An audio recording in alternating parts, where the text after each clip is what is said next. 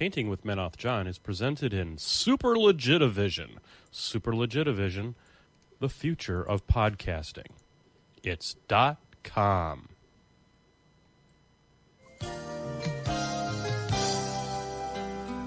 Hello, I'm Menoth John. and I'd like to welcome you. First of all, let me take just a moment to thank you for allowing me back into your homes. If this is your first time with us, let me extend a personal invitation for you to drag out your miniatures and paint along with us each week. Let's go over to the canvas here and let's get started. I believe, every day's a good day when you paint. I believe, it'll bring a lot of good thoughts to your heart. I believe, every day's a good day when you paint.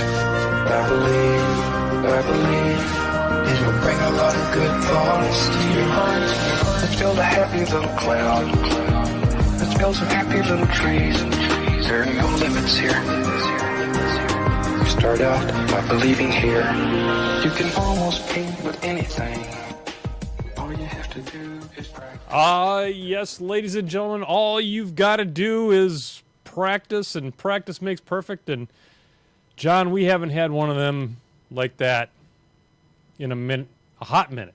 A hot minute. Yeah, it's been a long time. Man, technology has always been the best friend of the Painting with Menoth John show, and we are here to provide you a flawless execution.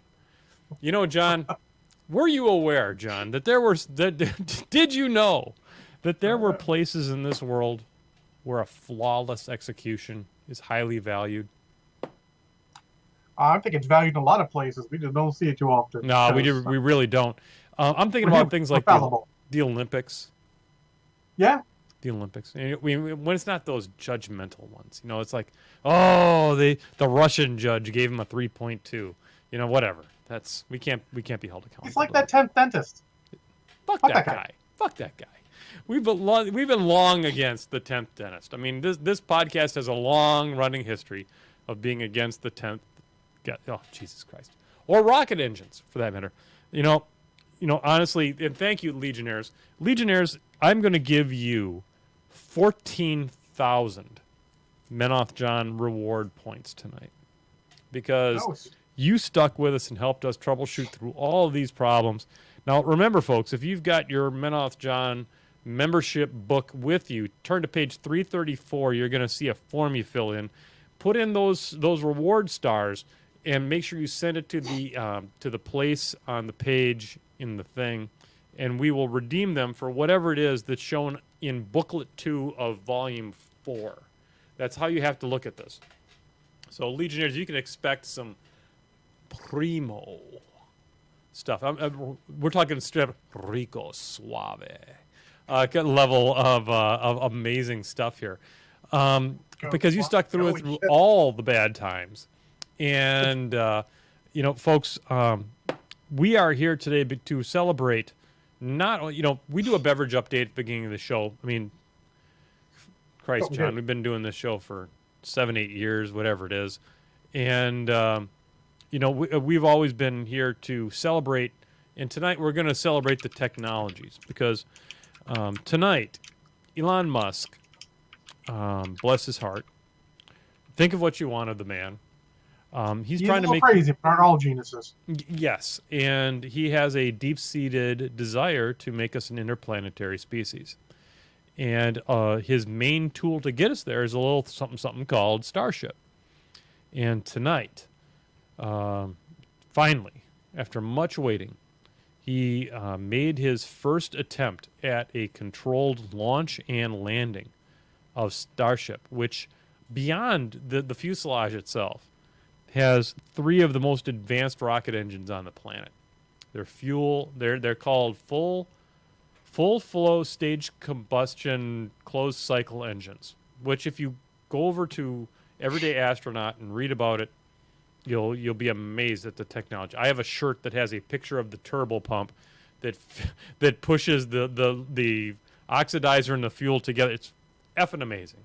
Anyway, he got within that close to nailing it on the first try.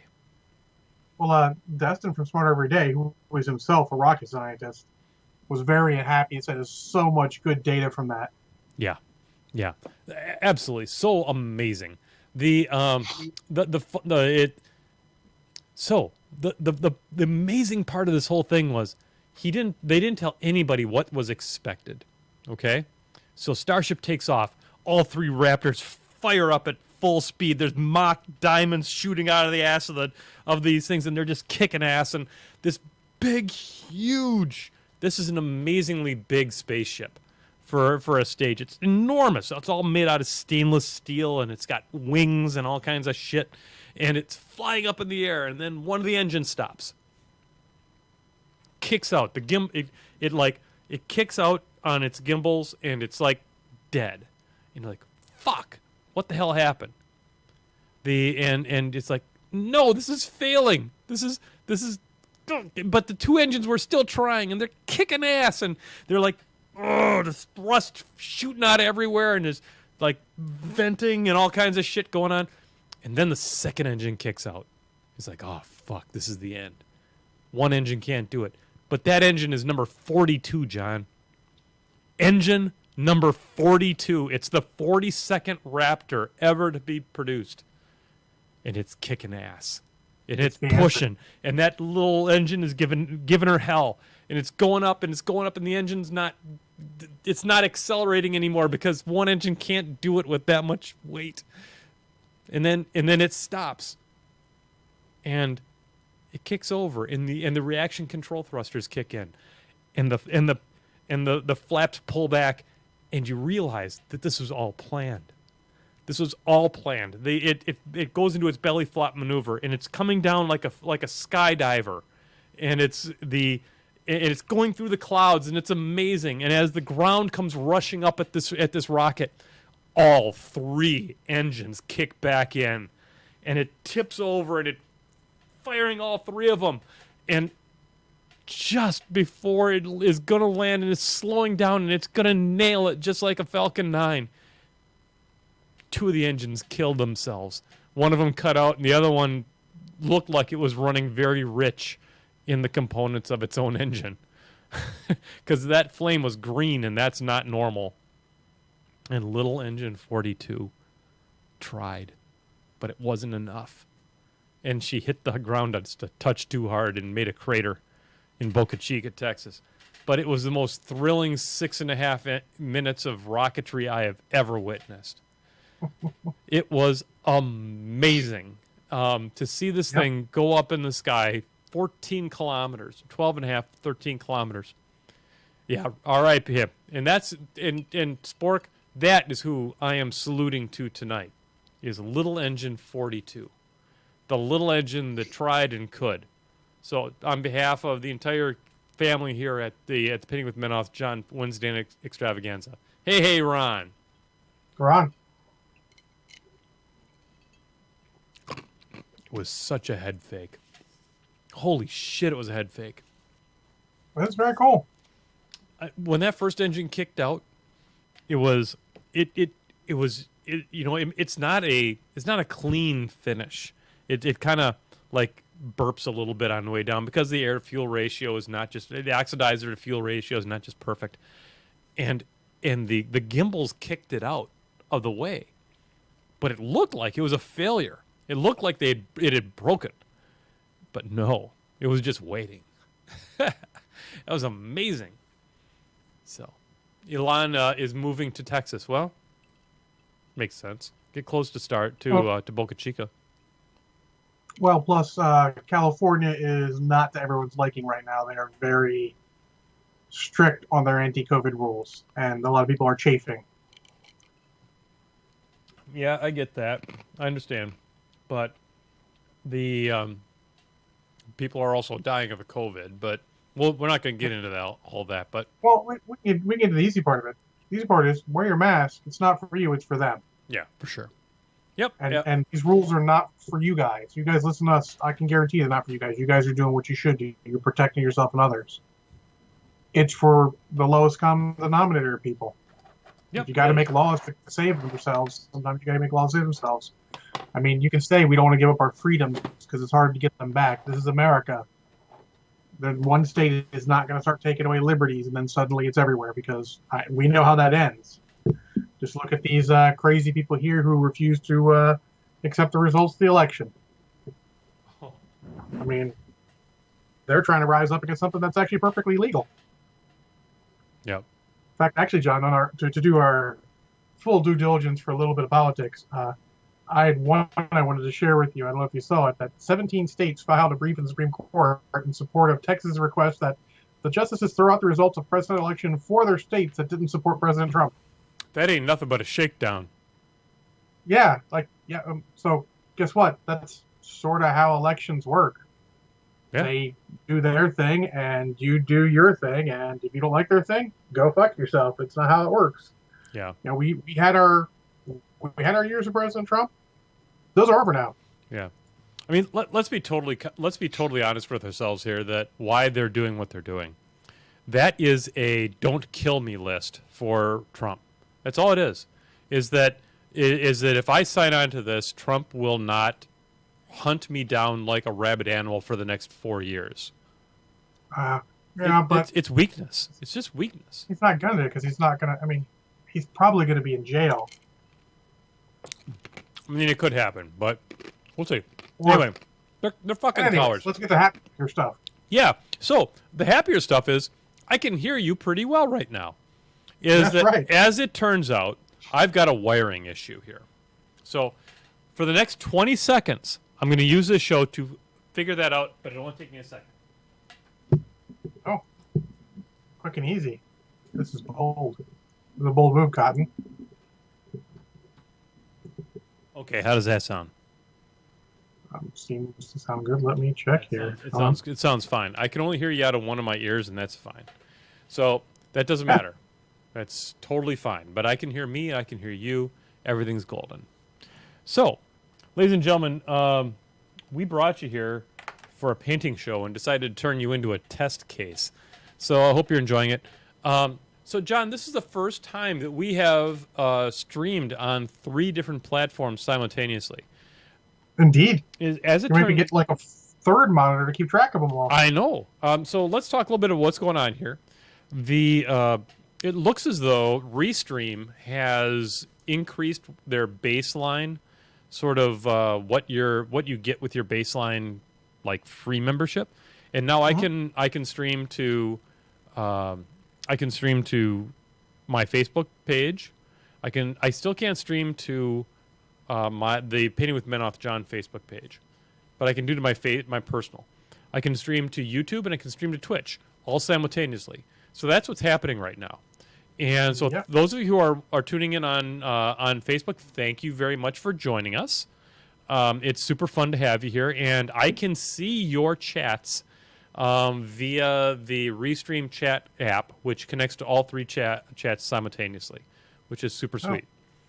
That's sweet. I'm checking all 3 separately. We should figure out in the next week or 2 here, John. We'll figure out a way for you to tune in the same way I'm tuning in. So whether I give you my password for Restream or whatever it takes, we'll figure that out so that you can have the same capability, because it's awful damn nice. Or I just get a third monitor and hook it up and just look at everything. But that's a lot of work. Pretty soon you're either you're at the bridge of the Nebuchadnezzar before you knew what the hell hit you. Yeah, no doubt. I've seen those, like 6 monitors and shit, or 9 monitors. It's crazy. I couldn't see that. I mean, all I see is blonde, brunettes, redheads. Yep. So that's one of the new things we're trialing here tonight. Secondly, John, were you aware that every other week? So, folks, John has the co-host with the most. You know him you love him. He's up there in the catbird seat. He's the co-host with the most. He's got a very busy life these days between the COVID and the holiday season and all that kind of bullshit. Mr. Spencer, keep him in your thoughts and your happiness and your vibes, because he's got bad times. So every other week we are running on this channel the Mothership RPG. Mothership is a non-IP infringing RPG that is based in a universe that's not terribly different than Alien. Okay? So think of non-IP infringing alien. I am your GM for that adventure, and kind of joining us on those adventures is the cast of the Beer Machine podcast, and you know him, you love him, also Brett Painter.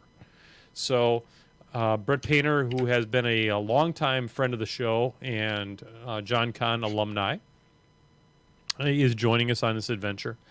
For those of you who don't know what Mothership is an indie RPG that is a horror survival game, and it is a lot of fun. And we are going to be to catch you up on the story. We did character creation, and the team of adventurers, one of which is an android, one of which is a marine, one of which is a scientist, and the other one is an engineer. They've gotten a distress signal from a space station run by a mysterious company called Dyson Phytology. Yeah, Dyson Phytology. So phytology would be the important word to look up, and if you're going to Google anything. And they've been approached by a very mysterious stranger named Chupa. So for those of you who ever watched the Beer PG, you'll remember who Chupa was. And he's looking for some rare items. And the rare items he's looking for is some data and some samples from a particular research lab known as Choi Research. And the team is going to be headed there in their first adventure 1 week from tonight, John. Awesome. So it's going to be a lot of fun. I think we're going to have some good times. It's horror survival, but you know, when you get the Beer Machine and the Painting with Menoth John together, there's going to be shenanigans abound. So we're super looking forward to that. We have blown an entire episode unfucking the audio and talking about other stuff, John. Can you imagine? It's okay. You hate painting Warjacks anyways. Oh my God, I hate painting Warjacks. Let me tell you about how much I hate painting Warjacks. Let's go to the painting cam. I hate this model. So, John, I'm going to open this up to you and the rest of the Brushhead Nation. I really need some help with this. Because, so, it's a little hard to see, and I'm going to bring the lamp down here so y'all can get a little bit better idea what the colors really are. So this is a purple and an orange that is, it's got a little bit of yellow highlighting on it over here. Mm-hmm. So purple and orange is a pretty good color combination. It's not bad. Okay, this is actually the color combination of a local high school here in Racine. That is not why I chose it. The original color combination was going to be, it was blue and bog moss. Oh, fuck this paint. I don't know what to put with it, John. There's like, it's like the word for a bog, or like for something that's not a warjack. It made some sense, but it was hard to look at, John. So yeah, sometimes it's a little too bright even for that. Though honestly, if it's too bright, get it on there and then hit it with some.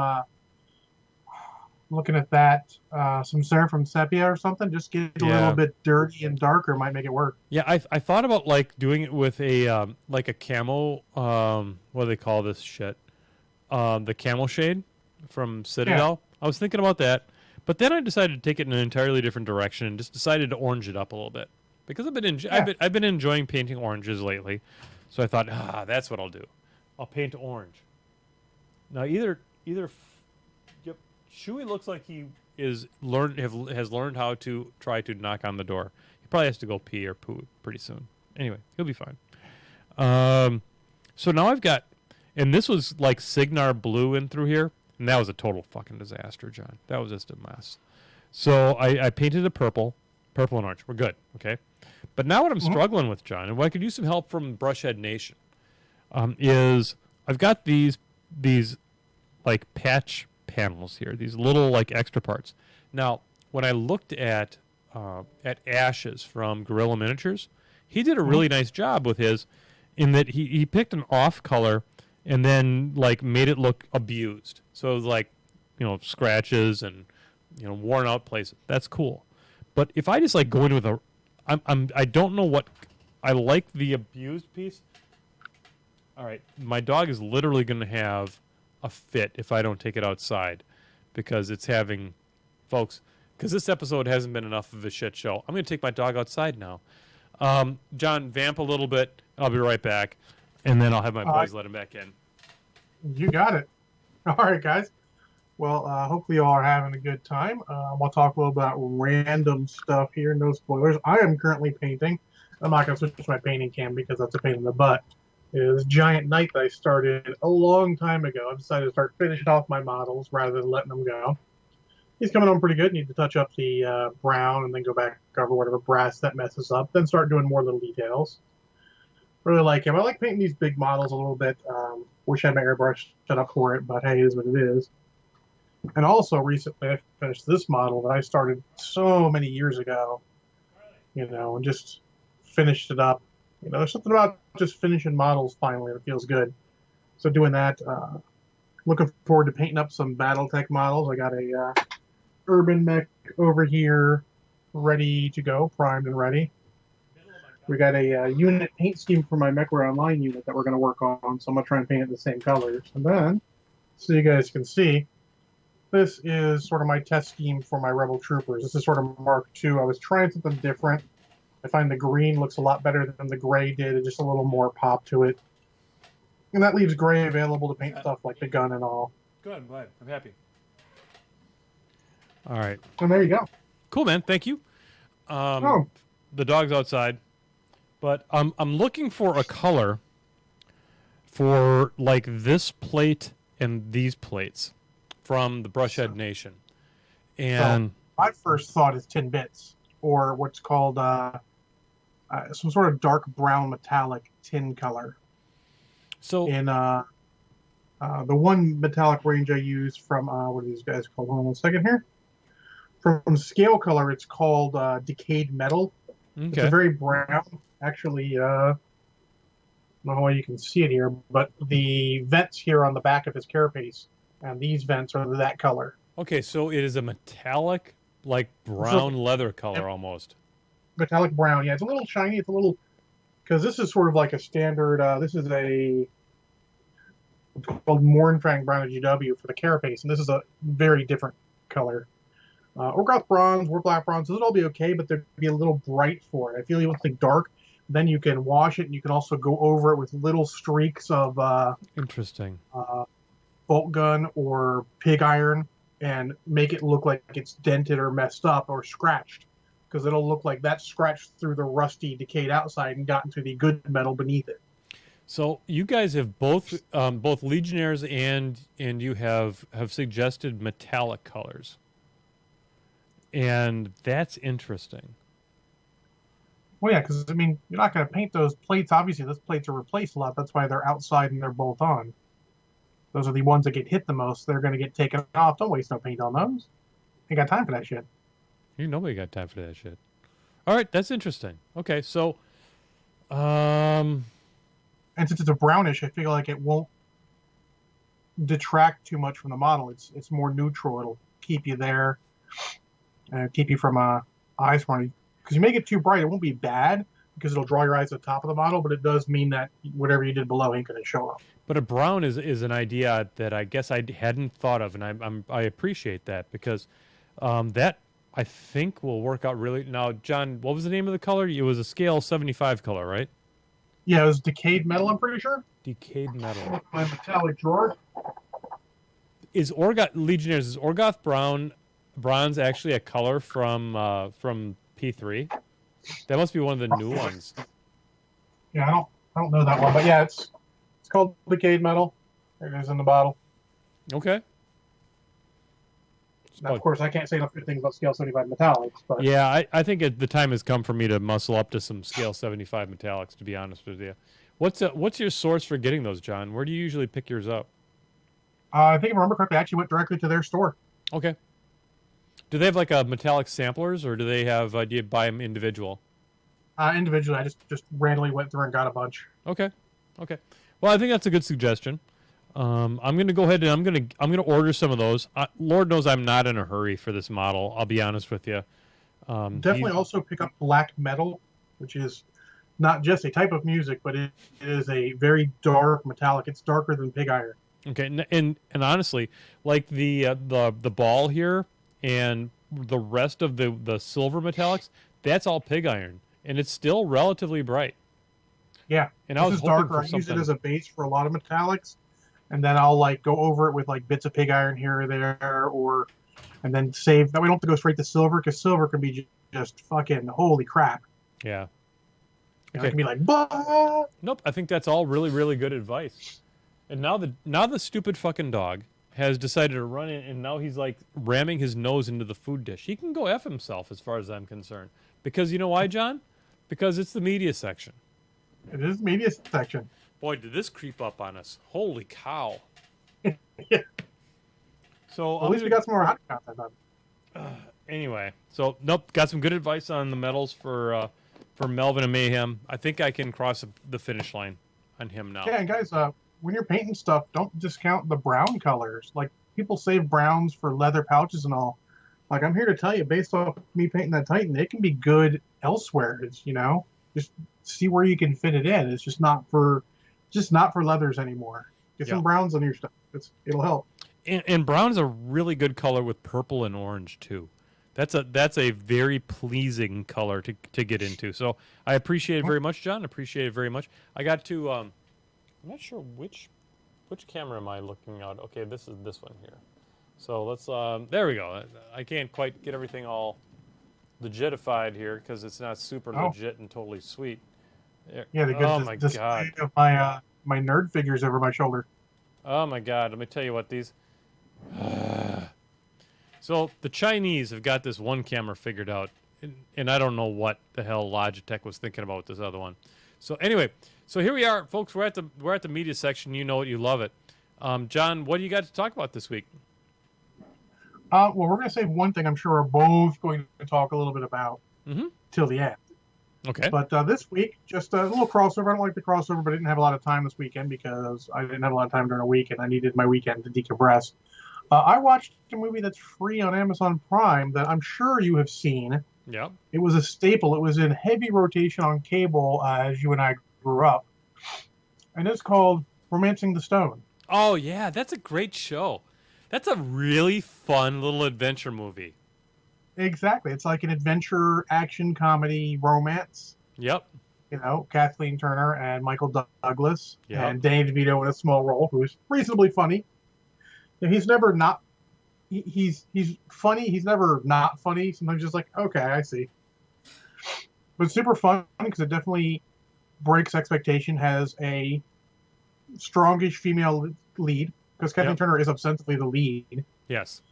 And she does need to be rescued occasionally, but that's appropriate as she's a romance novelist. What does she know? Sure. But I love how they do a lot of subverting expectations. You know, they come into the town where Michael Douglas is like, these are all drug dealers, and he's sort of the action type, he's shotgun and all, he's an man of adventure. But she's the one who gets in the door because the guy reads all of her novels. There you go. And it's super cool. It's fun, adventure. It goes out. It plays really quick. It's very fun. It's not super realistic, but it's not like crazy unrealistic. At no point you're like, oh, for fuck's sake, come on. You're more like, oh, okay. Yeah. I see the rules. And it's just very fun and enjoyable. Those two have so much chemistry together. And I mean, I'd say just about everyone in this movie does a solid job in the parts they're given. It is the definition of a workman-like job. It's well done. It's just nice. And it's so fun. I mean, I harangued over this a bit. I gotta give it 0 shots of Kraken. That's fair enough. I mean, you don't need a shot of Kraken to get yourself in the right kind of mood for that movie. It's just fun. It's just nice. Yep. Yeah. Good. And good choice. Should also mention that the sequel, which is not quite as good, it's a little more actiony than romancy, called Jewel of the Nile, is also very enjoyable. Very enjoyable. Also for free on Amazon Prime. Yep. Two movies that are drastically underrated because I think they get caught up in the coattails of the Indiana Jones series, and they are not as nor are they, let's say, as bombastic as the Indiana Jones series. No. The only reason they get caught up in the genre is because they're kind of that sort of jungly adventure feel thing. Yeah, because Michael Douglas's character, Jack T. Colton, seems like an Indiana Jones type at first, but you find out he is a little bit, but not really. Yeah. Nope. I He's would that man of recommend this. action type. I would recommend this honestly, movie highly. This is set in the 80s, but it could be set anytime because, it's just pre-cell phones and stuff. That's the most important part. I find that's the most important part to know about the movie. Pre-cell phone or post-cell phone, because it changes how movies work. Yeah, it really does. So, no, good suggestion, John. Yeah. I watched, so, I like Godzilla movies. This is not news, okay? This podcast has long been a fan of Godzilla movies and all sorts of monster movies. But I'm going to tell you what. I got a super soft spot in my heart for Gamera. I love me some Gamera. Yeah. I love Gamera. He's got a collection of Gamera he's got to watch. Now, there's a free service called Tubi, and I saw no reason to ever look at it until I realized they had every Gamera movie ever made and every MST3K Gamera movie ever done. Oh, that's legit. So, Tubi. Free time. So it's free, and so me and the family got together on the other day, and we watched the first Gamera movie. We will watch every Gamera movie, man, I do love me some Flying Turtle, awakened by a random nuclear bomb, and why these people in the military listen to the 7-year-old that comes storming up to the tent, but they do. Because Gamera is the friend of all children. There's a point, I think, in every band where they just go, this kid knows what he's talking about. Let's just listen to him. And they do. Like they do in Gamera. So, folks, we watched it as the MST3K version. Because it is all of the MST3Ks related to Gamera are Joel Robinson episodes, which means they're perfect. And they have the original cast, including TV's Frank, and it's just perfect. So get on over to Tubi. It doesn't cost you nothing. You don't even have to sign up for anything that's going to cause your email to explode, like your email's not already exploding. But it's fantastic. Highly recommend it. Watch the Gamera, and I'm gonna, before I turn it back over to you, John, as we are wont to do, with a little bit of interplay between the two of us. How far have you gotten in the Clone Wars now? So I've not watched anything. What I was going to give an update is since I have some late shifts where I am literally just covering one client in case any chats or emails come through. And last week I got a phone call, a chat. That was it. Yep. And the entire, 3 hours a night, 5 nights a week. So I'm going to start watching it while we're doing that because it's easy to stop if someone comes in. I can give them my complete attention, as you should always do. Yep, it's your job. For working with, it's okay if you do the other stuff while you're working, as long as work is your priority. So it'll be my priority, and I will pop over and I'll start watching it again there. So I'm still about halfway through season 4, where I understand about to hit some good arcs coming up. Yeah, so hang in there, kid, because I think it's towards the end. I can't confirm this. Towards the end of season 5, maybe end of season 4, beginning of season 5, the story arc for Ahsoka finally hits full stride. Yeah, and it needs to, because right now I have no problem with her. Don't think I have a problem with her. She's just not the mythical beast. Exciting. She's not the mythical beast you've been led to believe she is. Let's say 3 episodes, maybe 4 episodes at this point that really let her shine. Everything else, she's just playing off Anakin, and some of that's fun and all, but it's just not as good. Yeah, it's not lived up to the myth yet, but I'm sure it's coming. It's coming. And so we were watching the Clone Wars, as we've been watching the Clone Wars as a family, and we got to the 3-episode arc that really is the turning point for Ahsoka as a character, and everyone finally and Belle went, "Oh, now I understand." And Oh, it's I understand. I get the context clues for her, and I mean, let's be honest. What we're going to talk about at the end of the podcast, there'll probably be a little bit of that in there too. yeah. Are we going to talk about It's no episode 4? secret. Are we going to talk about episode 14 at all? I mean, I feel like we kind of have to. We'll give proper spoiler warnings, but I feel Yeah. like if we don't, I mean, it's going to be 2 more weeks before we talk again. It'll be all over. And Yeah. it may be. I don't think it'll be lost in the thing, but we need. I feel like All right. we need to keep this on the up and up. Yep. Okay, so folks, for those of you playing along at home, we are going to now discuss episodes 13 and 14 of The Mandalorian, which are 2 Or pivotal episodes in this series.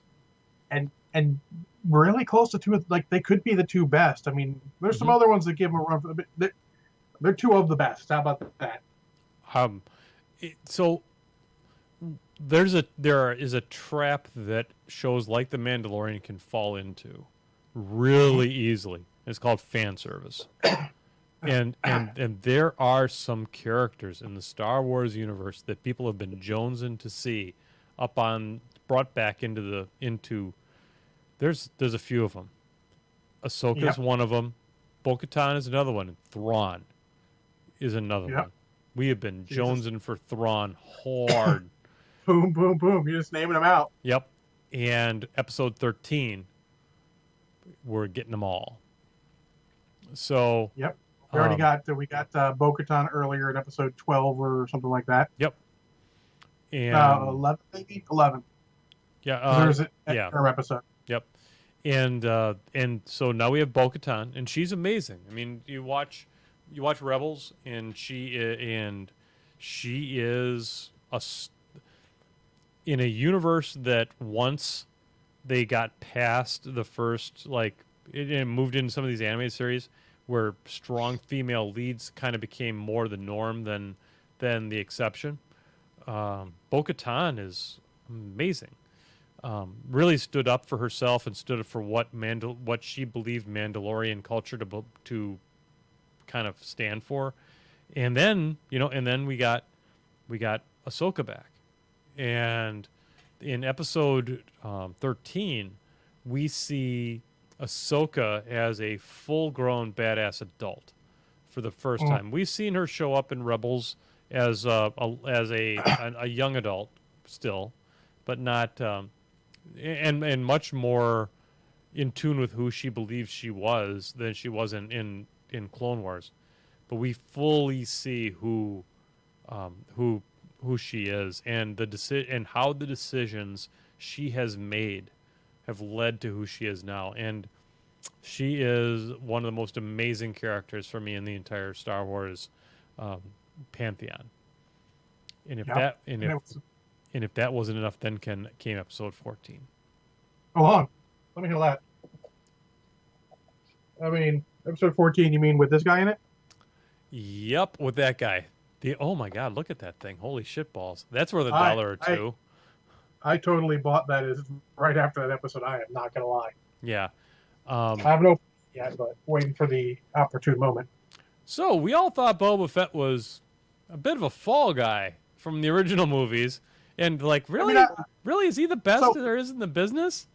The story of Boba Fett is like, you go through and you're like, he looks cool in Empire. He does good stuff. You're like, this guy's great. Kind of gets punked. Mm-hmm. But he's facing all of our leads. Yep. All of them. Yep.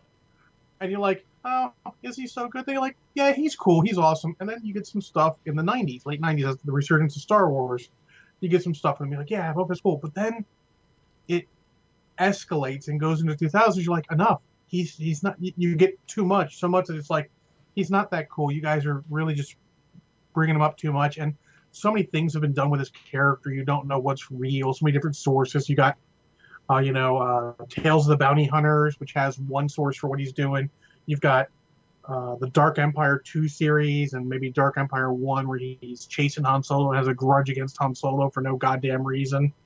Doesn't seem to make sense. They always try to write Han Solo into his background. And there's so much stuff coming out, and you got good with bad, and it just becomes too much. So you sort of get that point where some people still love him, but some are just like, enough Boba Fett, just get out of here. Like Wolverine got too big for a while, and then get out of here. And then something happens on a live action, and you're like, oh yeah, Oh, yeah, that guy. Yeah, and that's who we got in episode 14. Oh my God. When that man with a sand people staff, A gaffy stick. yes, some of the most brutal hand to hand I have ever witnessed. And it's like he whips around with this thing, and it is fluid, and and when he connects, you feel it through the television. It is just amazing. I ain't felt anything like that since watching a Tony Jaa movie. Those things are brutal. He's just like, oh damn. He is just fucking people up.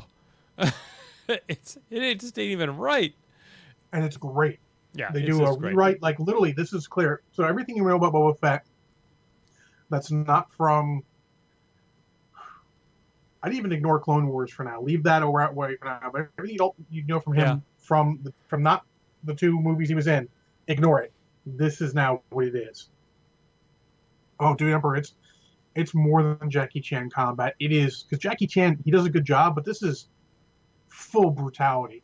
Yeah, it is. It's like a Jackie Chan outtake where he actually gets hit, and you're like, oh damn. Oh, it is visceral what he does what he does to these stormtroopers, and it's great.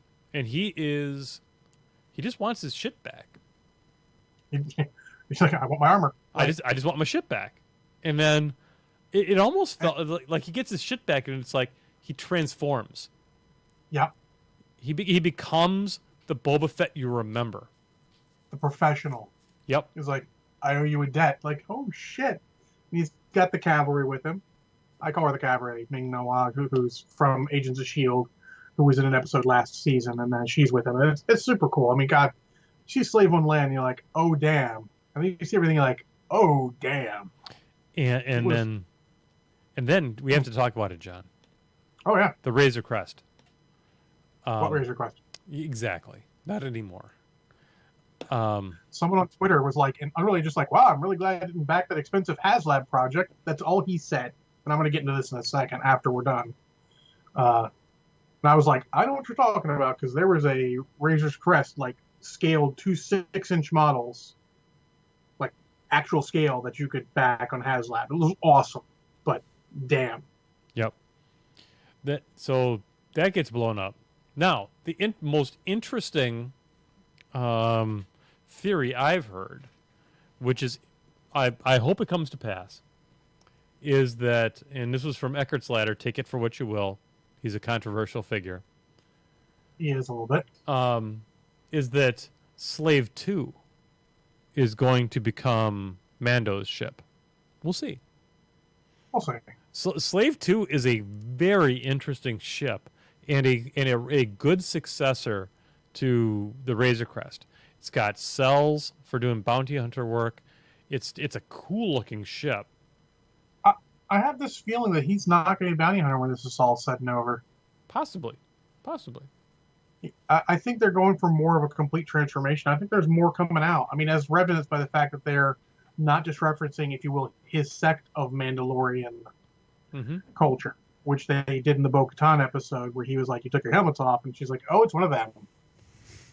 And obviously, I like how they sort of retconned, if you will, and now Jango Fett is actually a Mandalorian. He was a foundling like him, but he's not part of that sect, obviously, because he can take his helmet off when he wants. Yep. You know, he helped them. They gave him armor. So Boba Fett also raised the Mandalorian. So I'm cool with that. That's cool. So we'll see. I mean, I just think that Slave 2 was a really interesting looking ship. And I think it'd be fun to have it. If we can't have the Razor Crest, which I mean, a lot of people panned it. They said it was like a minivan of spaceships. I thought it was perfect. It was a really good ship for him. Yeah, it's a pre-Empire ship. It's an old ship. Yep. And it was just exactly what Mando needed for that portion of the story. Now he's got something else going on. So and obviously it was super easy to repair because he and the one guy repaired the whole thing after the Jawas tore it apart. And then that Mon Calamari got it repaired in quick order, and then his whole team got it repaired in whatever time he was on planet helping out. So couldn't repair it when it was nothing but ashes, however. Yeah, indeed. There's nothing left there. So, but yeah, super exciting. Shots are cracking. It's Zero Shots of Kraken. amazing. Super exciting. Super exciting. It is exactly what Star Wars needed, but I want to bring up two little things. We got a couple minutes left. Sure, absolutely. One is it is okay to criticize things. Don't ever think you can't. Yeah. But you need to perhaps scale it back and not just shit on things because you don't like them. There are people who did not like certain episodes of Mandalorian this season, and they're like, "Oh, I didn't like this. This was stupid." And like, no, throttle back. Like, I didn't like the episode where Baby Yoda was eating all the eggs. Nothing to do with this. It just hit me wrong. Yep. I didn't think it was bad. I'm like, it hit me wrong. I'm like, that was an okay episode, but not their best. It might have been their weakest, in my opinion. Yeah, fair enough. But I'm like, people are like, "Oh, I like that." I'm like, "Oh, cool, you liked it. It's okay to like other things." It was a bit slapstick. It was a little bit slapstick comedy if you only looked at it from a surface standpoint. It was a little tonally different than the other ones, but it's still okay. It fits in fine. It gets what needs to get done. But people are now just. I have a friend. Actually, he is a former patron of ours. No. Trollton Heston. Yes. And he gave this past episode a meh. And he was just nitpicking. I'm like, look, I nitpick stuff because I review stuff. So when you're reviewing stuff, you nitpick stuff. But I'm telling you, you're going a little far. So sometimes you got to realize and throw back like, "Oh, you guys like this? Cool." But if you nitpick all little things, where do you take enjoy in life, I can nitpick a movie and still enjoy it because I know what it's going for, Yeah. Internal consistency is one of the things I look for. That's why I said that first episode didn't hit me right, but I still enjoyed it. So that was a solid episode. Yep. So keep that in mind when you're doing that, and don't just crap on everything just because you didn't personally like it, especially in fandom, because we're getting a lot of that in Star Wars, and I'm like, is this what we're becoming as Star Wars fans? We got to like it, or it's not official Star Wars. It's not real to us. We're going to have petitions to rewrite episodes. I'm going to talk about technically movies in this case. We'll talk about that more in the future when I get to those movies. But, it's okay if you didn't like it as much as other stuff. But, it's not just shit on it for everyone. It's a thing. It's not your thing. It's all good. Yeah, I think the thing to keep in mind, folks, is that if somebody else enjoyed it and you didn't, then that was an opportunity that they had to have fun, even if you didn't. And don't take that away from them. Don't take that away from them. Try to keep an open mind. There's a YouTube channel I follow called Everything Great About It, Cinema Wins. And it has changed my mind about a couple movies I didn't necessarily like. Star Trek Into Darkness, the second of the, let's call it Simon Pegg Star Wars movie, Star Trek movies, because I'm going to. And, I watched and I was like, eh. And then I redid it and listened to what he said. And I'm like, you know what? It really turned me around. I was comparing it unfairly to the best Star Trek movie. Right. And that's not really fair. No. It's not that movie at all. It's not at all. It's a different movie. Indeed. And we need to remember that and just try to give it a fair chance, I guess is what I'm saying. Give it a fair chance to be what it is. Yep. Fair enough. There's a million movie tropes and TV tropes out there that everything's going to use. And you can pick apart anything. Look at that trope it used. They all use tropes. That's why they're tropes. Yep. The second is spoiling. Now, obviously, we spoiled. We gave you guys plenty of warning. Yep. But if you are watching something like Mandalorian and you're on Twitter or something where it doesn't have an easy way to do proper spoiler tags, maybe you should wait a couple days. Not shit. Spoil it before people would be home from work on the East Coast of the United States and spoil shit. Terrible human beings. I will straight unfollow your ass. In fact, if you got a YouTube channel you're also supporting, I might unfollow that shit too. If I was thinking about backing you on Patreon, I might just pull that shit because that is terrible shit to be doing. Yeah, I understand you're trying to promote your shit, but wait till it's hit. You could have waited till, Monday. Monday, during the day, the Mandalorian Twitter channel spoiled stuff. At that point, all bets are off. Yeah. Because the official sources spoiled it. That's the end of the the moratorium on spoilers. But you can't be doing it Friday. It was middle of the day. I saw that and I'm like, nope, unfollowing that guy. So some of this stuff wasn't a surprise. Slave 1 shows up, no surprise. And if Slave 1's there, you know who's there with it. Yeah, exactly. Yeah, there's no excuse for that, folks. That's just stealing fun from another person. And that's just there's no excuse for that. And I know because you're excited, but yeah, still. There's no easy way to do it because someone follows you. They might see your text out of context. You just got to wait. wait, or go like, oh hey, do it if you're a YouTube content creator, make a small video on it. Say, hey, I have some really cool thoughts on the recent episodes of The Mandalorian. Click here to watch them. Right, and that's what like some YouTubers I've seen, they'll put that stuff in there, almost in their like their thumbnail. It's like Mandalorian spoilers. Boom, boom, yeah, they'll put spoilers, and you won't see anything cool, or you'll see like the Razor's crest, but nothing else on it. Like, oh, cool, generic picture. Yeah, that's a good way to handle it. And you don't have to do full production value. If you're doing content the day it releases, you don't have to go full production value. You can do the just podcast in a audio form where you just have your logo and you're talking about it. This I don't want to give this channel. I mean, I really like this channel, the one that did this. So I didn't unfollow them on YouTube. I don't follow them on Patreon. I would probably have pulled my money if I did. But they've done things where they just talk with their logo in the background about stuff, and they could have just done that real quick. Yep. I mean, hell, I've come home from movies and done what we call in the More Than Dice thing, a movie emergency, where I have to talk about a movie immediately. Yeah. Just throw my thoughts out there real quick. How long does it take to record? You and I both know, John, not long at all. No, and we've done episodes where we've talked about like War Machine shit. We've like done emergency episodes of War Machine talk. Yep. Back when that was something we gave a fuck about, and it's like a lifetime ago now. I mean, that's not really a spoiler, but it's that was PC, John. That was pre-COVID. Yeah, that was very pre-COVID, and it was also pre the decline. But anyway,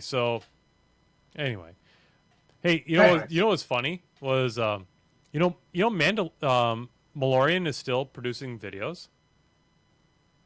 Really, Mr. Malorian? Yeah, he does one a week about War Machine, and he did a wrap up of 2020, and he mentioned us.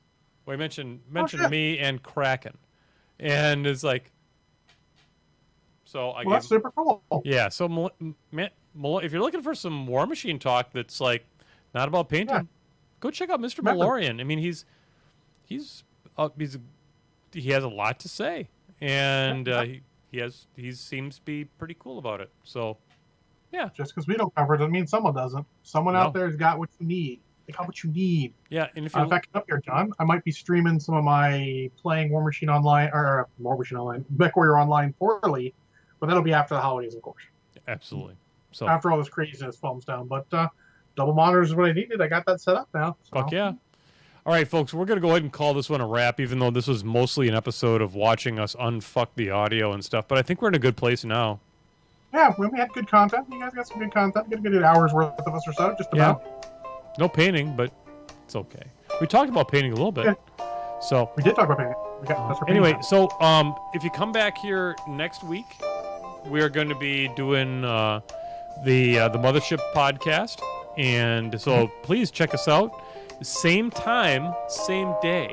So please check us out, and we will see you next time on Painting with Menoth John or during the Mothership podcast. Talk to you later. Good night, everybody. Good night. People who post spoilers can kiss my ass. Oh.